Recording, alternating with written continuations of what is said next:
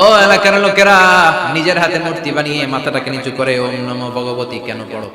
কেন কেন? আলো ওয়াজাদনা বানা লাহা আবিদিন। দেখেন কনভারসেশন কি এক পক্ষের হয়?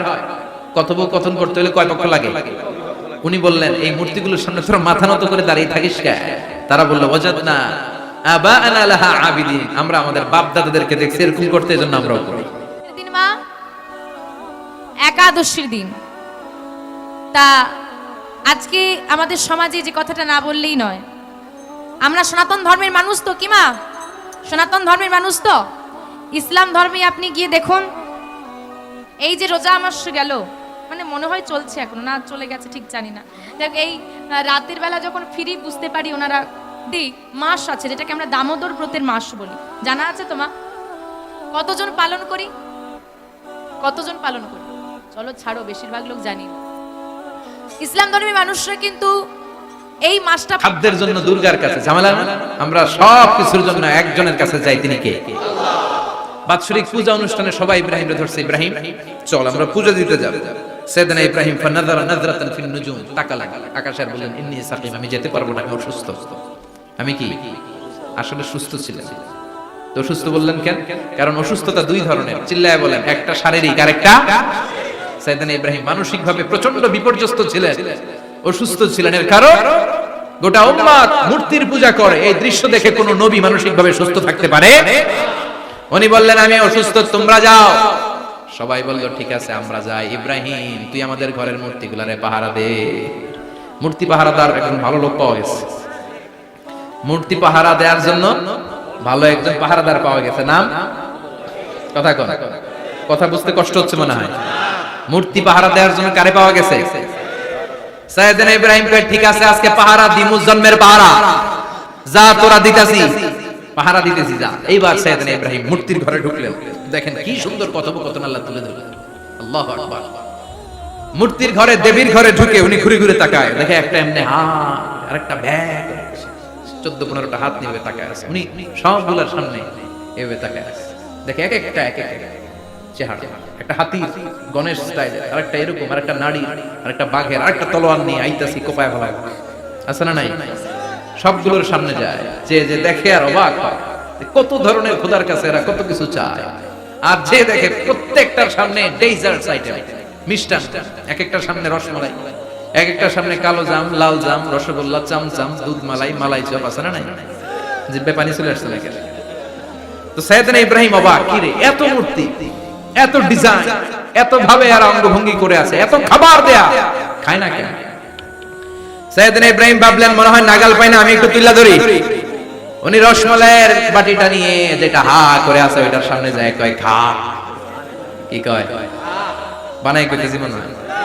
ফারাগা ইলা আলিহাতিহিম, মূর্তিগুলোর কাছে গেলেন, ফাকালা আলা তাকুলুন, খাবি না? ওই খাবি না দাঁড়া, আমি কিছু খা, কোরআন থেকে বলছি, ঠিক কি না? উনি ভাবলেন ওরা হয়তো খেতে পারে না, নাগাল পাচ্ছে না, কিংবা আমারে দেখে লজ্জা পাচ্ছে। নিজ থেকে রসমালাইয়ের বাটি তুলে ধরলেন, উনি বললেন খা, আর ওগুলা কয় হা হা করে রয়েছে, নরেও না সরে। উনি মুখের সামনে তুলে ধরে বললেন আলা তাকুলুন, খা। সবগুলার সামনে গেলেন, খা খা, কেউ খায় না, ওগুলো হা করে আছে। সাইয়েদনা ইব্রাহিম বললেন খা, কেউ কথা কয় না। উনি বললেন খাবি না কেন? তাইলে কথা ক। এই যে কষ্ট করে উড়াইলি, মুখের সামনে দিলাম, খাবি না কেন? কথা বল। আলা তাকুলু, খাবি না কেন? কথা বল।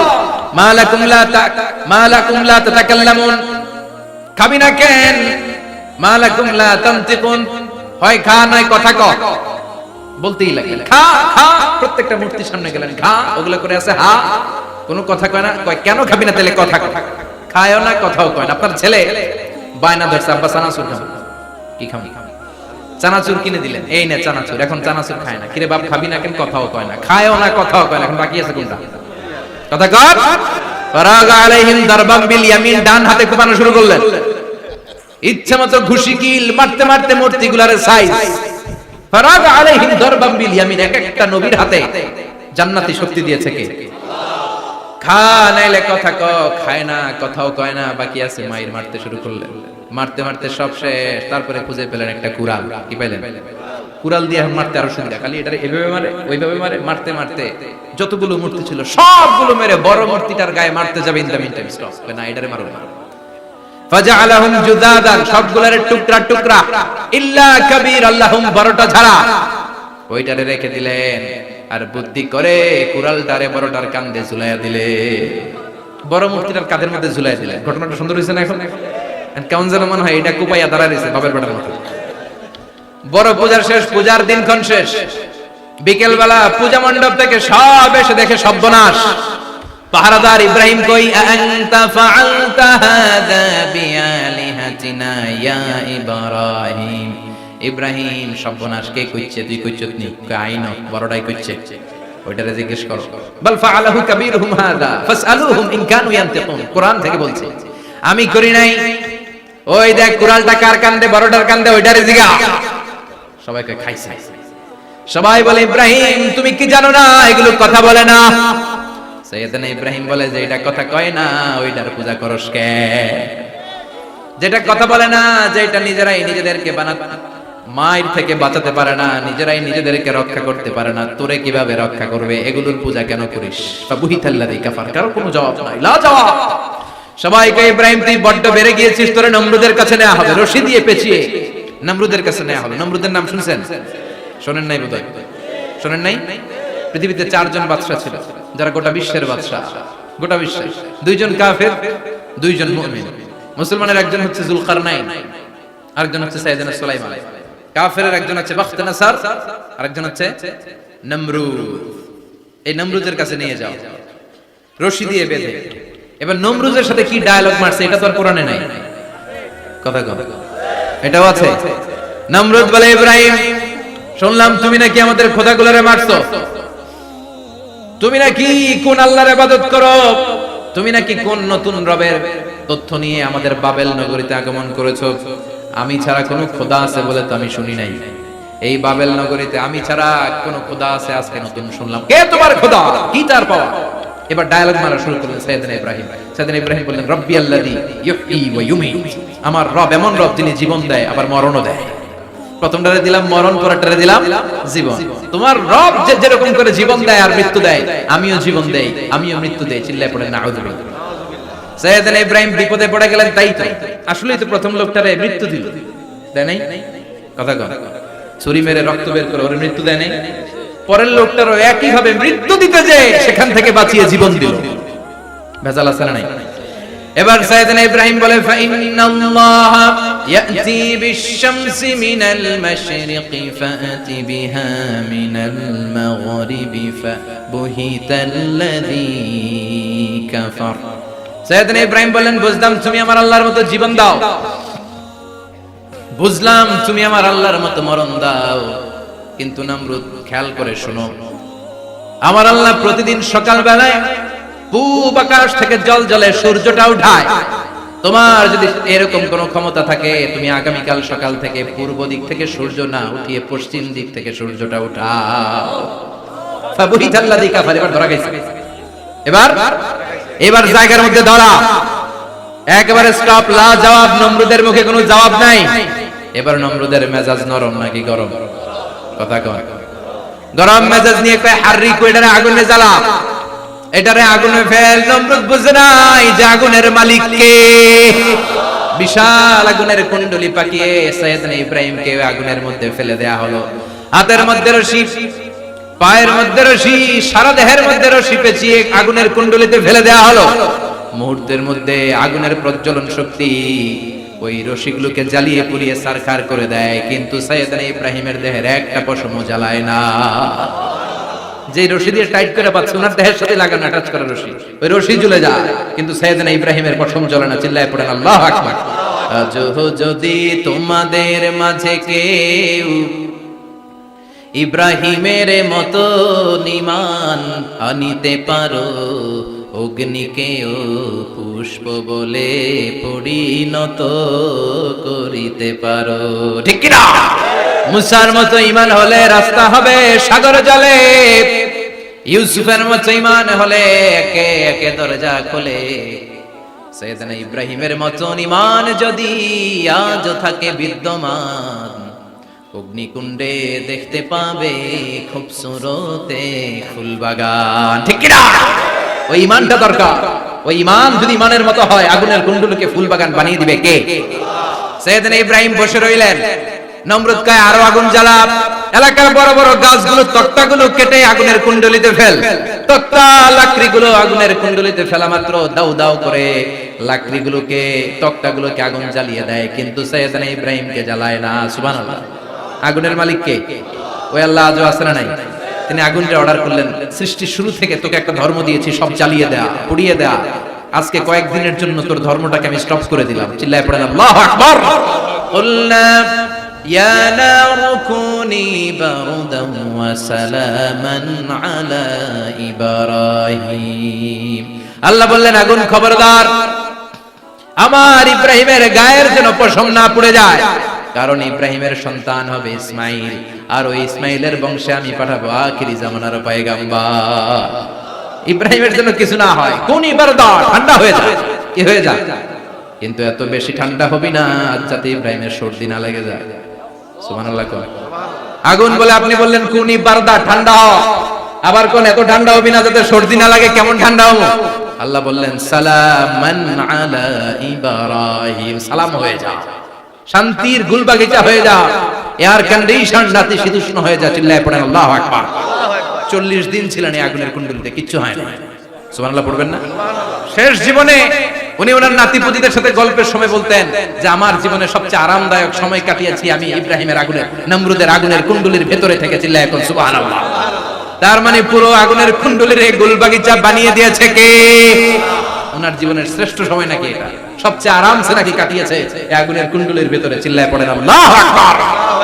এবার আল্লাহ ডেকে বলেন নমরুদ অনেক হয়েছে, আর না, অনেক চান্স তোমারে দিছি আমি, অনেক ছাড় দিছি, মাগার ছেড়ে দিব না। আল্লাহ কি দেয়? ছাড় দেয়, ছেড়ে দেয় না। মনে থাকবে? চিল্লায় বলেন তো আল্লাহ কি দেয়? কি দেয় না? নমরুদরে এতক্ষণ ধরে কি দিছে, কিন্তু কি আল্লাহ ছেড়ে দিবে? কথা বলেন। আল্লাহ বলে তোরে মারতে আমার কামান লাগবে না, গোলা লাগবে না, ফেরেশতা লাগবে না, তলোয়ার লাগবে না, নমরুদ তোরে মারবো আমি ল্যাংড়া মশা দিয়া। ফাআরসালাল্লাহু তাআলা বাউদা, আল বাউদাতু জুনদুম মিন জুনুদিল্লাহ। এই মশাগুলো আল্লাহর সৈনিক। কথা কর। এই মাছিগুলো আল্লাহর সৈনিক, এই সাপ আর ব্যাঙগুলো আল্লাহর সৈনিক, এই বাতাস আল্লাহর সৈনিক, এই মাটি আল্লাহর সৈনিক। মাটি যদি কাঁপাকাঁপি শুরু করে বসে থাকা যাবে? কথা কর। ভূমিকম্প হইলে সব দৌড়াদৌড়ি আছে না নাই? আগুন লাগলে দুর্ঘটনা আছে না নাই? বাতাস যদি 70 থেকে 80 কিলোমিটার বেগে ছুটে আসে দুর্ঘটনা আছে না নাই? ফারসালাল্লাহু বাউদা, আল্লাহ একটা ল্যাংড়া মশা পাঠালেন। এই ল্যাংড়া মশা নাকের ভিতর দিয়ে ঢুকে মস্তিষ্কের মাঝখানে যে কামড়াতে শুরু করেছে। মশার কামড় খাইছেন না আপনারা? শীতকালে যখন আমরা কম্বল মোড়া দিয়ে ঘুমাই, কানের সামনে যখন পন পন শুরু করে কেমন লাগে? কি বিরক্তি লাগে না? আবার ছেড়ে টেরে আবার শুই, আবার পন পন। তো পন পনের আওয়াজই আমাকে সহ্য হয় না। ওই মশা নাকি দিয়ে ঢুকে এদিকে কামড়া, ওই বেটার কেমন লাগে? কথা কন। নাকের ভিতর দিয়ে মশা ঢুকে ভিতরে কুটকুট কুটকুট করে কামড় মারে। এই কামড় খাইয়া নমরুদ এবার নাচানাচি শুরু করছে। I M A disco dancer. Or dance দেখে সবাই হাসে, একেবারে I M A disco dancer. Or dance দেখে সবাই অবাক। ঘটনা কি? খোদাই লাফাই। এতদিন ধরে সবাই নমরুদের পূজা করতো আর বলতো নমরুদ সবচেয়ে বড় খোদা, নমরুদ সবচেয়ে। এখন খোদা কি করে? ড্যান্স দেয়। চিল্লা এখন কি দেয়? এবার নমরুদ বাঁচার জন্য মাথার মধ্যে আঘাত করে, কিন্তু মশা বের হয় না। চিল্লায় আওয়াজ করে উত্তরে বলেন মশা ঢুকছে কার অর্ডারে? এই মশা বেরোবেও কার অর্ডারে? মাথার মধ্যে আঘাত করে ঘুষি মারে, কিল মারে, কিন্তু মশা বের হয় না। এবার আশেপাশের যারা আছে খাদেম খুদ্দাম কয় তোরাও ঘুষি মার। খাদেম খুদ্দাম মনে মনে কয় আজীবন অনেক মারছস, আজকে আমরা মারুম। সুযোগ পায়া কিলের উপর কিল আর ঘুষি। আজীবন অনেক কাজ করাইছস আমাদেরকে দিয়ে, অনেক জুলুম করেছিস, আজকে সুযোগ পাইছে মতো মাইরা লই। খাদেম খুদ্দাম ওরাও কিল ঘুষি। ঘুষাইতে ঘুষাইতে চেহারার মানচিত্র পাল্টাই দিছে, মাগার মশা বের হয় না। এই মশা ঢুকছে কারা দেশে? কথা কর। এই মশাটা যদি বেরোতে হয় অর্ডার লাগবে একজনের। চিৎকার করে বলেন তিনি কে? নিজেও মারে বেরোয় না, খাদেম খুদ্দামরা মাথার মধ্যে কিল ঘুষি মারে বেরোয় না। নমরুদ কয় এবার আমারে জুতা মার। কি মার? আমরা পরি প্লাস্টিকের জুতা, বাটার জুতা, অ্যাপেক্সের জুতা, আগে পড়তো খরমের জুতা। খরমের জুতা বানাই কি দিয়া? কথা কয়। এবার কাঠের জুতা দিয়ে খাদেম খুদ্দামরা মাথার মধ্যে বাড়ি পিটাইতে পিটাইতে মাথাটাকে ফাটিয়ে রক্তাক্ত করে জমিনের মধ্যে নমরুদরে শুইয়ে দিয়েছে। আর আল্লাহ সৈনিক সেই বাউদা মশা নাকের ভেতর থেকে শূন্যে উড়াল মেরেছে। চিল্লায় পড়েন আল্লাহু আকবার। তার মানে এত শক্তিশালী হয়েও, গোটা বিশ্বের রাজা হয়েও নমরুদের ক্ষমতা নমরুদরে বাঁচাতে পারে নাই। চিল্লায় পড়েন ঠিক কিনা? এজন্য ক্ষমতা কাউরে বাঁচাতে পারে না, দাপট কাউরে বাঁচাতে পারে না, অহংকার কাউরে বাঁচাতে পারে না, সৈন্যবাহিনী কাউরে বাঁচাতে পারে না। বাঁচাতে পারে একজন, চিৎকার করে বলতে হবে তিনি কে? পৃথিবীতে কেউ তো স্থায়ী হয় না, হোক না সে ফেরাউন কিবা নমরুদ, কেউ ভাবে চিরদিন রয় না, কেউ ভাবে চিরকাল রয় না।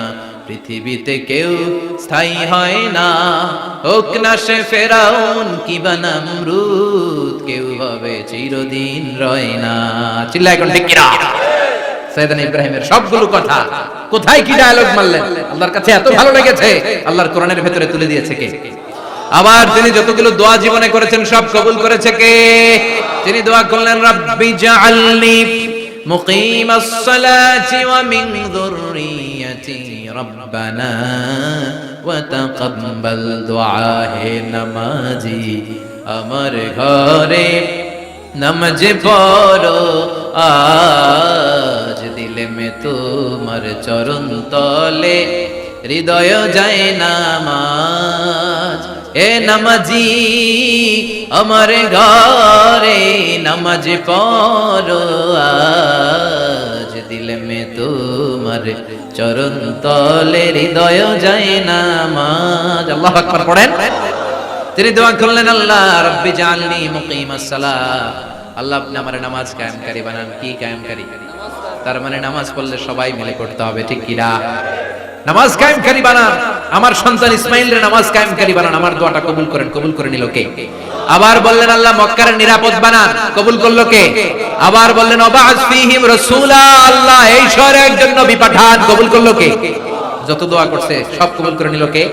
এজন্য সাইয়েদনা ইব্রাহিমের জীবন থেকে কি কি শিক্ষা গুনতে শুরু করেন। নাম্বার 1 আল জিহাদু দিদ্দা শিরক। ওনার জীবন থেকে প্রথম শিক্ষা হচ্ছে শিরকের বিরুদ্ধে জিহাদ। মুমিনের জীবনে জিহাদ চলবে কিসের বিরুদ্ধে? উনি মূর্তির সাথে আপোষ করে নাই, গাছের সাথে আপোষ করে নাই, মাছের সাথে আপোষ করে নাই, ধ্রুবতারা চাঁদ সূর্যের সাথে আপোষ করে নাই। উনি এক আল্লাহকে খুঁজে পেয়েছে। চিল্লায় বলেন ঠিক কিনা? আল্লাহ সব গুনাহ ক্ষমা করে, শিরকের গুনাহ ক্ষমা করে। 2 নাম্বার শিক্ষা হচ্ছে সত্যকে অন্বেষণ করতে হবে। ওইটা আমার বাবার বিরুদ্ধে যাক, ওইটা আমার দাদার বিরুদ্ধে যাক, ওইটা আমার দলের বিরুদ্ধে যাক, ওইটা আমার মতের বিরুদ্ধে যাক, সত্য যেখানে আমিও সেখানে। চিল্লায় এখন ঠিক কিনা? এটা হচ্ছে সাইয়েদনা ইব্রাহিম আলাইহিস সালামের ঈমান স্পিরিট। শিরকের বিরুদ্ধে মুমিন জিহাদ করবে। সত্য যেখানে আছে মুমিন তালাশ করে সেটাকে ছিনিয়ে আনবে। সাইয়েদনা ইব্রাহিমের জীবনী থেকে 3 নাম্বার শিক্ষা হচ্ছে ভিশনারি অ্যাটিটিউডের হতে হবে মুমিনের। আমরা খালি 10 বছরের হিসাব করি, 20 বছর, 50 বছর। ইহুদিরা হিসাব করে 200 বছর। কোন কাজ করার আগে 200 বছর পরে কি হতে পারে ওইটা হিসাব করে।